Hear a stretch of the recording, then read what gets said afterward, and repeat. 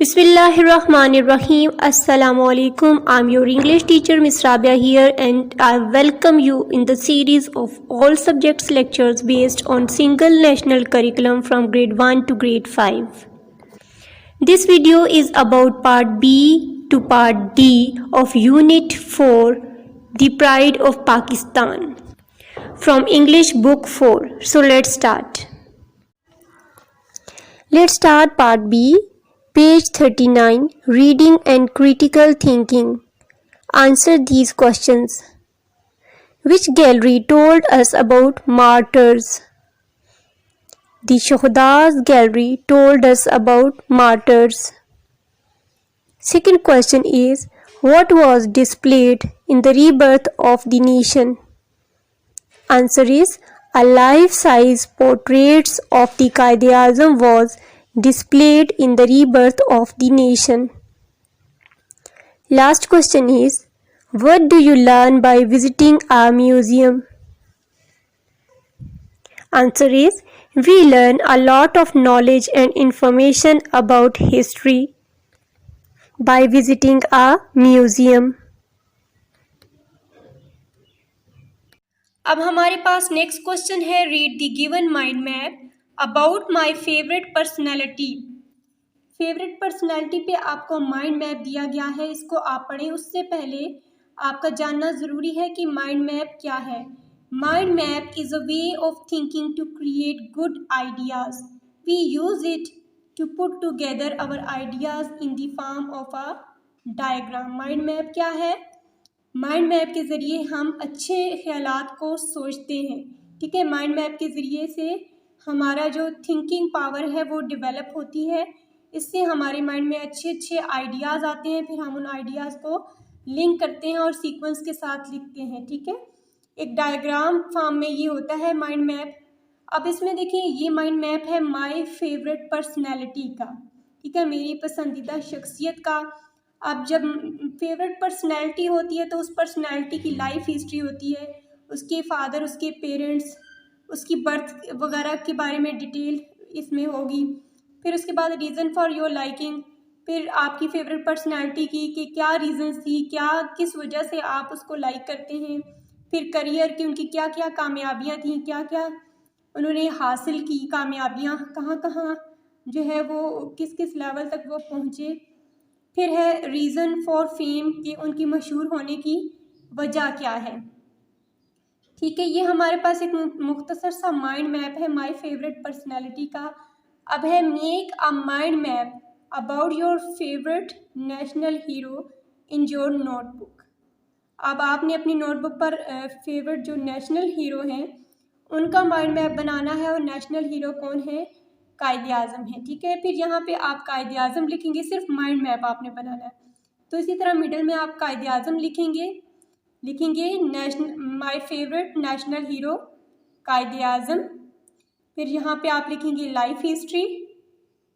फिर यही वाला पॉइंट आएगा, reason for your liking, then career, then reason for fame, और उनकी डेथ के बारे में भी आप लिख सकते हैं. Achievements, struggle for getting Pakistan, ये एक्स्ट्रा आप पॉइंट्स भी लिख सकते हैं. नेक्स्ट हमारे पास क्वेश्चन है, fill in the given gap summary using the words below. हमारे पास अब वर्ड्स गिवन है, protect, brave, guard, world, pride.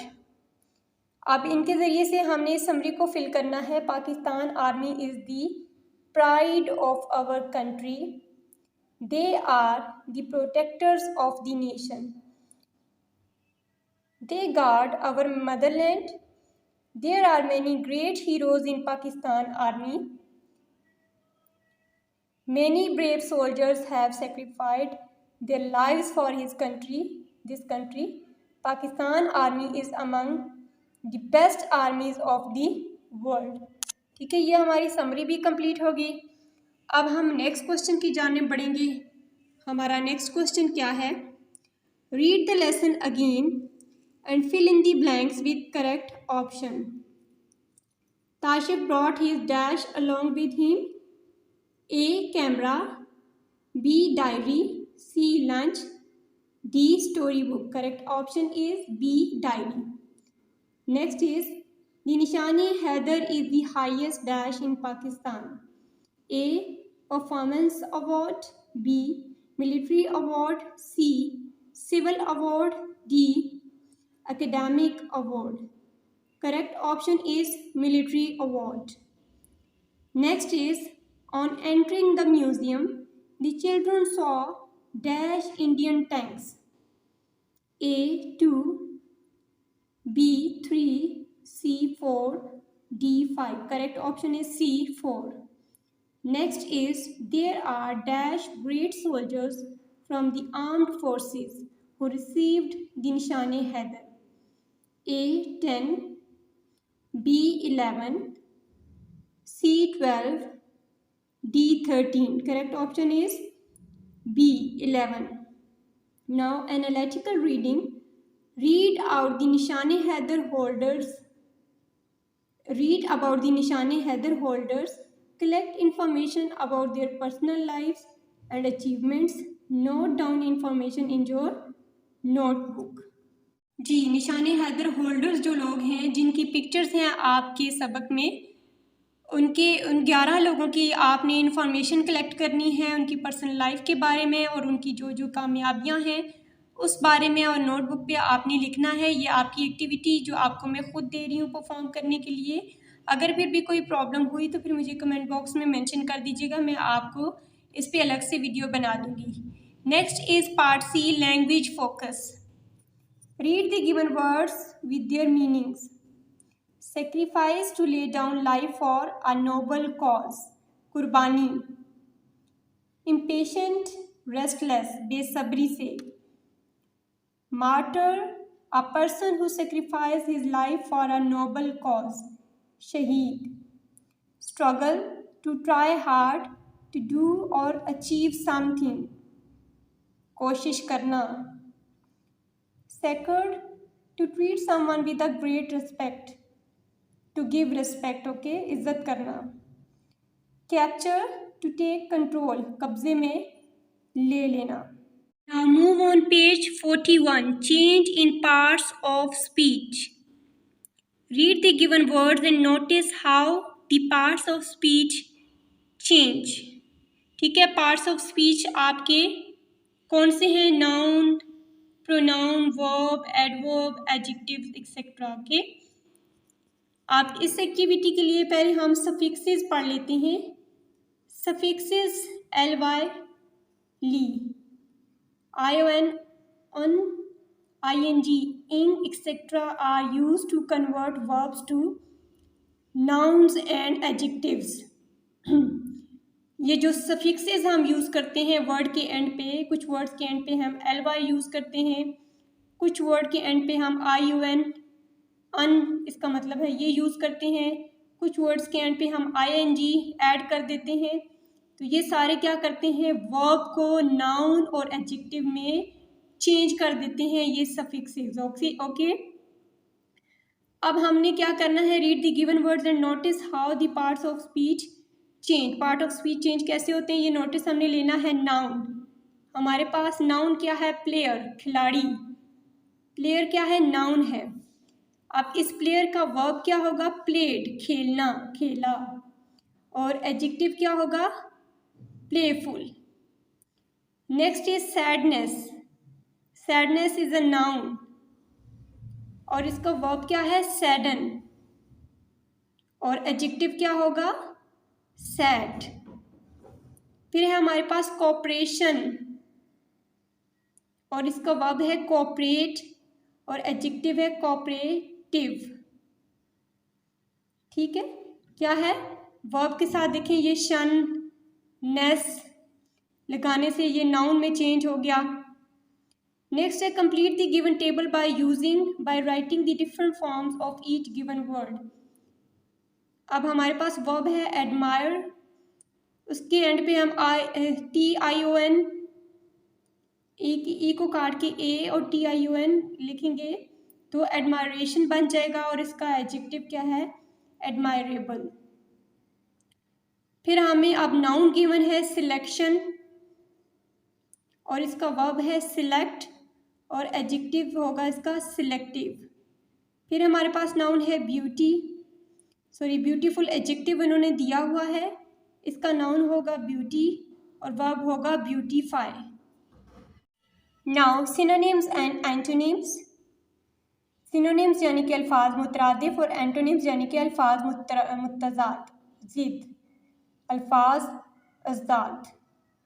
Read the given words with their synonyms and antonyms and write 5 more words with their synonyms and antonyms in your notebook. Synonyms और antonyms की यहाँ पे definition है, इसको भी पढ़ लेते हैं। Synonyms are words that have similar meaning, ठीक है। Synonyms क्या है? वो words होते हैं जो वही मायने शो करें, और antonyms क्या है? उस word के opposite जो है वो मीनिंग शो करते हैं। वर्ड है हमारे पास ब्रेव, इसका सिनोनिम क्या है? करेजियस, और एंटोनिम क्या है? कॉवर्ड, ठीक है, बहादुर और बुज़दिल। नेक्स्ट इज वॉर, सिनोनिम क्या है? बैटल, और एंटोनिम क्या है? पीस, ठीक है, जंग और सुकून। नेक्स्ट इज इंटेलिजेंट, इसका सिनोनिम क्या है? ब्राइट, और एंटोनिम क्या है? स्टूपिड, ज़हीन और बेवकूफ़। नेक्स्ट इज विक्टोरियस, सिनोनिम क्या है? सक्सेसफुल, और एंटोनिम क्या है? डिफीटेड, यानी कि कामयाब और हारा हुआ, हार जाना। Now learning to spell, rearrange the letters to form words and also learn their spellings. अब हमारे पास स्पेलिंग्स हैं MILSE, इनको हमने करना है रीअरेंज और इनसे एक मीनिंगफुल वर्ड बनाना है जो कि बनेगा स्माइल। नेक्स्ट हमारे पास वर्ड्स हैं PASEEHC, जिसको अरेंज करने से हमारे पास वर्ड बनेगा स्पीच। नेक्स्ट इज NEARL, इसको अरेंज करने से हमारा वर्ड बनेगा लर्न। नेक्स्ट TOMENM, इसको अरेंज करने से हमारा वर्ड बनेगा मोन्यूमेंट। ये हमारे पास स्पेलिंग्स हैं AITFH, इससे हमारा वर्ड बनेगा फेथ। नेक्स्ट इज OERIDP, इसको अरेंज करने से हमारा वर्ड पीरियड बनेगा। Now move on page 42, nouns with no change. Read the following sentences and notice the use of nouns with an unchanged plural form, ठीक है। Nouns की आपको पता है 2 फॉर्म्स हैं, सिंगुलर फॉर्म, प्लूरल फॉर्म, और एक और फॉर्म भी है न्यूट्रल फॉर्म, ठीक है। सिंगुलर यानी कि एक चीज़ को शो जो करते हैं नाउन्स, और प्लूरल जो 2 या 2 से ज़्यादा चीज़ों को शो करते हैं, न्यूट्रल जो दोनों के लिए यूज़ होते हैं। Some nouns have an unchanged plural form, कुछ नाउन्स कह रहे हैं कि अनचेंज्ड प्लूरल फॉर्म, यानी कि उनको सिंगुलर में भी उसी तरह से हम लिखेंगे, प्लूरल में भी उसी तरह से लिखेंगे, कोई चेंज नहीं करेंगे। वरना आपको मालूम है कि नाउन्स को प्लूरल फॉर्म में लाने के लिए हम एंड पे कुछ ऐड करते हैं, या फिर कुछ रेगुलर नाउन्स होते हैं, कुछ इर्रेगुलर नाउन्स होते हैं, कुछ के सारे स्पेलिंग्स ही चेंज हो जाते हैं, और कुछ के एंड पे कुछ ऐड करने से प्लूरल फॉर्म बन जाती है। The sheep are grazing in the field, अब शीप के साथ आर यूज़ हुआ है तो यहाँ पे शीप का मतलब है कि ये प्लूरल है, ठीक है। हमने इसके एंड पे एस नहीं लगाया। शीप की सिंगुलर फॉर्म भी शीप है और प्लूरल फॉर्म भी शीप ही है। Next is Sana has long hair, हमने कभी भी हेयर्स नहीं बोला, हेयर ही सिंगुलर प्लूरल, ठीक है। हेयर कलेक्टिवली यूज़ हुआ है सब बालों के लिए, ठीक है। तो ये प्लूरल फॉर्म सिंगुलर फॉर्म दोनों के लिए ये यूज़ होगा। I saw deer in the forest, अब यहाँ पे एज अ सिंगुलर यूज़ हो रहा है, I saw deer in the forest. कभी भी इसको हम चेंज नहीं करेंगे, सिंगुलर में भी डियर रहेगा, प्लूरल में भी डियर रहेगा। हेयर सिंगुलर में भी हेयर रहेंगे, प्लूरल में भी हेयर रहेंगे, और शीप सिंगुलर में भी शीप रहेगा, प्लूरल में भी शीप ही होगा। Okay, now use the nouns highlighted above in sentences of your own। क्या है कि use the nouns highlighted above, जो ऊपर नाउन्स हाईलाइटेड है ना, शीप, हेयर, डियर, इनको आपने अपने सेंटेंसेस में यूज़ करना है। ठीक है, ऊपर भी सेंटेंसेस बने हुए हैं, इसी तरह से मिलते जुलते आप सेंटेंसेस बना लें। Like I saw many sheep in the field and Sana has short hair, आप इसको कर लें। एंड शी हैज़, या फिर ऐसे आप कर सकते हैं कि she has got round, she has got steps hair cut. Okay, and deer का आप कर लें I there are deer in the jungle, और I saw deer in the jungle, like इस तरह से। Now helping verbs. Helping verbs क्या हैं? Helping verbs help the main verb in a sentence. Helping verb जो है मेन वर्ब की जुमले में हेल्प करते हैं। For example is, am, are, has, have, had, do, does, did, और ये सारे क्या हैं? हेल्पिंग वर्ब्स हैं। Read the given sentences and notice the use of helping verbs को हमने अब देखना है। Ali is climbing the tree. Is क्या है? हेल्पिंग वर्ब, जो कि मेन वर्ब क्या है? क्लाइंबिंग की हेल्प कर रहा है, इसको सपोर्ट कर रहा है। ठीक है, तो ये शो हो रहा है कि एक्शन जो है वो क्या है? ऑन गोइंग है। ठीक है, इज, अली सिंगुलर है इसलिए इसके साथ इज यूज हुआ। Next, soldiers are fighting bravely. अब यहाँ पे भी देखिए फाइटिंग ING है, कंटिन्यूस टेंस को शो कर रहा है, तो इसके साथ जो हेल्पिंग वर्ब आएंगे वो इज, एम, आर आएंगे। इज का यूज़ मैंने बता दिया, जब सब्जेक्ट सिंगुलर होगा तो हम इज यूज़ करेंगे। ठीक है, आर क्या है? जब सब्जेक्ट हमारा प्लूरल होगा। सोल्जर्स है ना, सोल्जर्स प्लूरल है, तो हमने यहाँ पे आर यूज़ किया। ठीक है, next is the boys did not finish their work. The boys did क्या है? Helping verb. फिनिश क्या है? मेन वर्ब, इसकी हेल्प कर रहा है कि नहीं किया। ये यानी कि आपका टाइम भी शो करता है कि एक्शन का कौन सा है, टेंस भी शो करते हैं। ठीक है, I am reading a book. अब रीडिंग फिर ING यानी कि कंटिन्यूस टेंस है, तो मैंने बताया था इज, एम, आर यूज़ करेंगे कंटिन्यूस के साथ, तो फर्स्ट पर्सन के साथ, ये फर्स्ट पर्सन है आई, इसके साथ हम एम यूज़ करेंगे। Tashif's uncle had told us different stories about Pakistani soldiers. Had भी देखें, टोल्ड क्या है? मेन वर्ब, और हैड इसका क्या है? हेल्पिंग वर्ब कि बताई, पास्ट में है ये। She has bought a new dress. Bought क्या है? मेन वर्ब, खरीदा, और ये हैज़ क्या है? Helping verb. Now use the given helping verb in your own sentences. In helping verbs को हमने सेंटेंसेस में यूज़ करना है। First one is, she is 10 years old. Okay, next is are, there are many butterflies in the garden. उसके बाद है am, I am busy right now. Okay, next is has, she has many storybooks. Next is have, I have a lot of stamps. Had देखिए past के लिए है, तो had में my grandmother had told me different stories. Okay, do you know where the book is, या फिर where do you live. Next is did you call me. Now preposition of time. Read the given sentences and notice the use of prepositions of time. Preposition of time क्या है? जो time को show करें।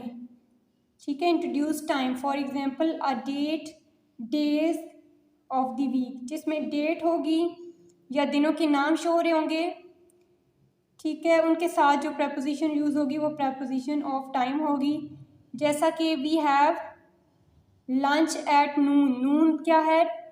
दोपहर। दिन की बात हो रही है तो उसके साथ हमने क्या यूज़ किया, एट। एट क्या है, preposition of time. I have a meeting at 9 AM। अब 9 बजे, वक्त देखिए यहाँ पे वक्त शो हो रहा है, तो एट क्या है, preposition of time. They go to beach in summer. अब यहाँ पे अगर समर हो, विंटर हो, ऑटम हो, यानी कोई भी सीजन जब मेंशन हो रहा तो उससे पहले हम प्रपोजिशन ऑफ टाइम यूज करेंगे, in. They went for a walk in the morning, इसमें भी वक्त शो हो रहा है, ठीक है, तो इसके साथ भी हम preposition of time in use करेंगे। The test is on Wednesday, day of the week आ गया है, इसके साथ भी प्रपोजिशन ऑफ टाइम यूज हो रहा है। When did you do on Eid last year, तो लास्ट ईयर की बात हो रही है तो इसमें भी प्रपोजिशन ऑफ टाइम है, ठीक है। कहाँ कहाँ प्रपोजिशन ऑफ टाइम यूज हो रहा है, देखें, सुबह दोपहर शाम का जब जिक्र हो प्रपोजिशन टाइम होगा, कोई भी AM PM का जिक्र हो तब भी प्रपोजिशन ऑफ टाइम यूज होगा, किसी भी वेदर सीजन का जिक्र हो, ठीक है, तो उसमें भी प्रपोजिशन ऑफ टाइम उसके साथ यूज होगा। ओके, मॉर्निंग, इवनिंग, नाइट का टाइम हो तब भी प्रपोजिशन ऑफ टाइम यूज होगा, डेज नेम हो, ईयर्स मेंशन हो तब भी प्रपोजिशन ऑफ टाइम यूज होगा। Next is use the preposition of time above in sentences in your notebook. अब जितने भी प्रपोजिशन ऑफ टाइम अभी आपने पढ़े, इनके अलग से आप सेंटेंसेस बनाएंगे और नोटबुक पे लिखेंगे। Prepositions of time in, at और ऑन को अब हम सेंटेंसेस में यूज करेंगे। I like study in the mornings, in जो है वो प्रपोजिशन ऑफ टाइम यहाँ पे यूज किया गया है। She takes rest in the evening, in जो है as a preposition of time use किया गया है। The weather gets cold at night, अब यहाँ पे एट को यूज किया गया है। I will call you at noon, अगेन यहाँ पे एट को यूज किया गया है। हर एक प्रपोजिशन से दो दो सेंटेंसेस बनाए हैं मैंने।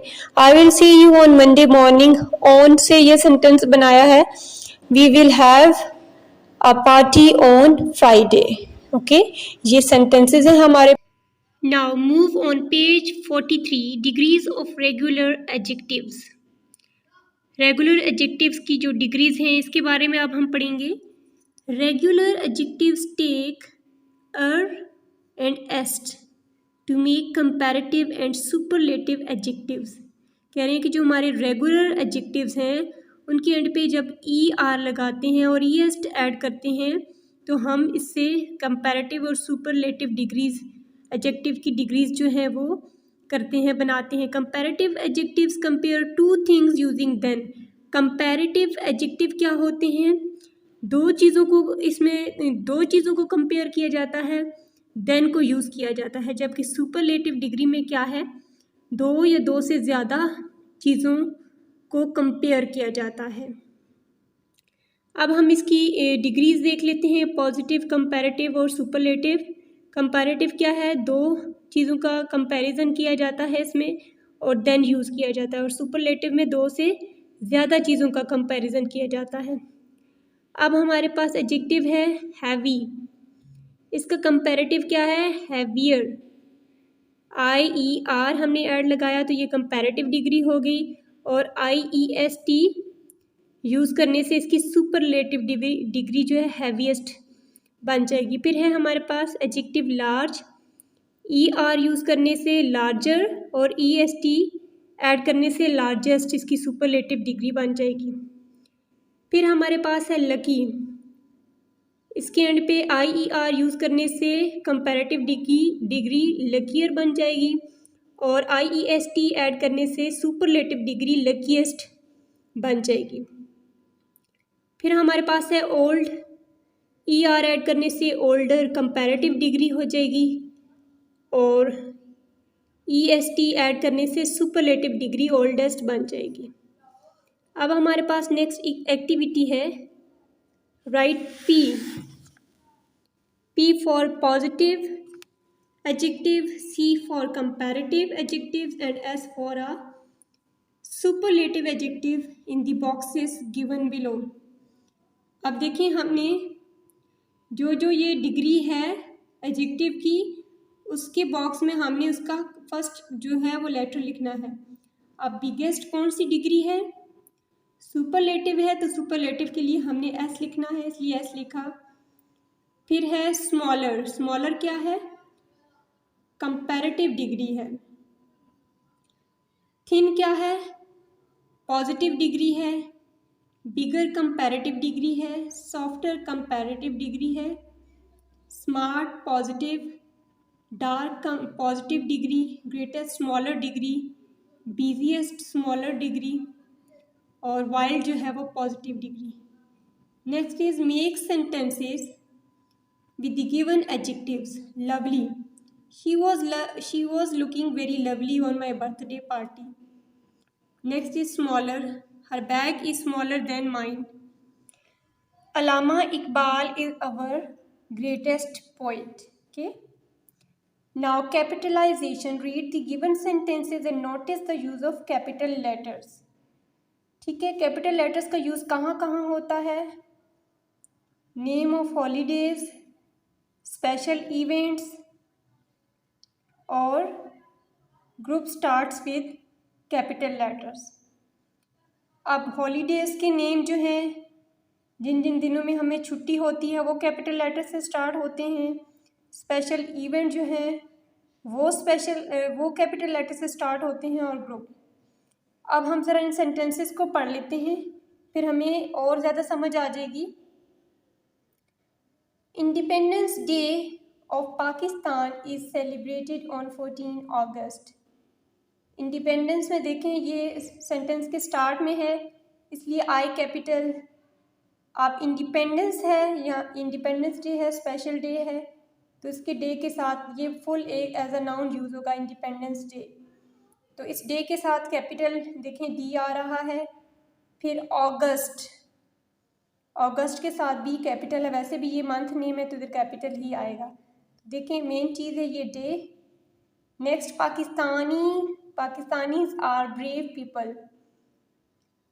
पाकिस्तानी क्या है? ओरिजिन को शो कर रहा है, तो इसलिए इसका पी जो है वो कैपिटल होगा, और सेंटेंस के स्टार्ट में है इसलिए भी। They had arrange a speech competition on defence day. अब डिफेंस डे को भी देखें, स्पेशल जो डेज हैं उनके नेम्स जो हैं वो कैपिटल लेटर से हैं। Now read the given titles and notice the use of capitalization. ये अब हमारे पास टाइटल्स हैं। किसके टाइटल्स हैं? बुक्स के टाइटल्स। बुक्स के जो टाइटल्स होते हैं उनमें भी हम कैपिटल लेटर्स यूज़ करते हैं। और एक और बात कि जो टाइटल होता है ना, पूरा टाइटल आपने देखना है।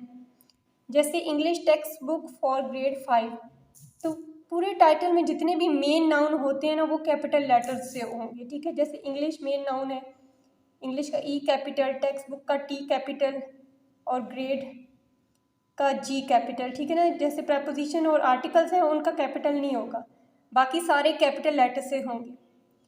बुक्स के टाइटल्स की बात कर रही हूँ। ठीक है, next the two little kittens, ये भी बुक का नाम है। देखिए, टू का टी कैपिटल, एल का लिटिल का एल कैपिटल, और किटन का के कैपिटल। इसी तरह ये तीनों कैपिटल हैं। स्पेशल पर्सन, ये भी एक बुक का नेम है, स्पेशल का एस और पर्सन का पी कैपिटल है। यानी बुक का जितना भी टाइटल होगा उसमें जितने भी मेन नाउन होंगे वो सारे कैपिटल लेटर से स्टार्ट होंगे। Now move on page 44. Read out the following sentences with correct capitalization in your notebook. ठीक है, अब इनको दोबारा आपने नोटबुक पर लिखना है करेक्ट कैपिटलाइजेशन के साथ।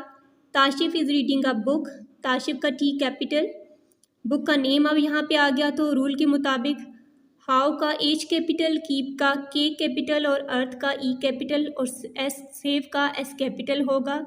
मैंने आपको बताया था कि मेन जितने भी नाउन्स होंगे वो कैपिटल लेटर्स के साथ होंगे। ये बुक का नाउन है, टाइटल है इसलिए। The title of my favourite story is, अब दी का टी कैपिटल सेंटेंस के स्टार्ट में है इसलिए। अब जो स्टोरी बुक का जो नेम है, honesty is the best policy, honesty का एच कैपिटल, बेस्ट का बी कैपिटल, और पॉलिसी का पी कैपिटल। ये जो है हेल्पिंग वर्ब है और ये आर्टिकल है, इसलिए इनके ये कैपिटल नहीं होंगे, मेन नाउन्स के कैपिटल्स होंगे लेटर्स। फिर the Dove and the ant is an interesting story. अब ये स्टोरी का नाम है, पहले स्टोरी का नाम आ गया है द का टी कैपिटल, डव का डी कैपिटल, एंट का ए कैपिटल, ये एंट इसको पढ़ें, बहुत सारे लोग इसको आंट पढ़ते हैं, दैट इज़ रॉन्ग प्रोनाउंसिएशन। तो ये क्वेश्चन भी हमारा हो गया। Next is part D, writing part. Read the given descriptive paragraph about the निशाने हैदर। अब हमारे पास निशाने हैदर पे डिस्क्रिप्टिव पैराग्राफ है। डिस्क्रिप्टिव पैराग्राफ क्या होता है? Which describes the particular situation, person, place और थिंग। जो किसी खास मौके पर खास शख्स के बारे में या ख़ास जगह के बारे में हो, उसको डिस्क्रिप्टिव पैराग्राफ कहते हैं। ठीक है, निशाने हैदर देखिए ये ख़ास है। अब क्या है? Nishane Haider is the highest military award of Pakistan. The meaning of Nishane Haider is mark of the lion. Usually it is made from gun metal captured from the enemy. It is composed of 88% of copper, 10% tin, and 2% zinc. Since 1947, 11 men from the armed forces have won this award. It is awarded to the members of the armed forces for their heroic acts in the dangerous situations, for sacrificing their lives. Okay इसी तरह आप देखें, right a descriptive paragraph on the topic आजू in your notebook. अब descriptive paragraph लिखना है। आजू यानी चिड़ियाघर पे।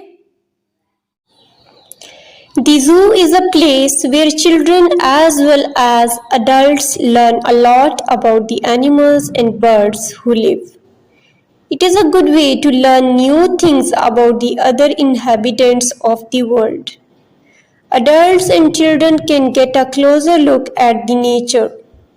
Everyone loves animals and it's a good opportunity for them to see more animals in the zoo. Now last question is from creative writing. Okay, what would you do for the honor of your country? अपनी मुल्क की इज्जत के लिए आप क्या करेंगे? Write short paragraph on it. इसके ऊपर आपने छोटा सा पैराग्राफ लिखना है। Remember to use punctuation and spelling. Spelling और पंक्चुएशन का भी ख्याल रखना है।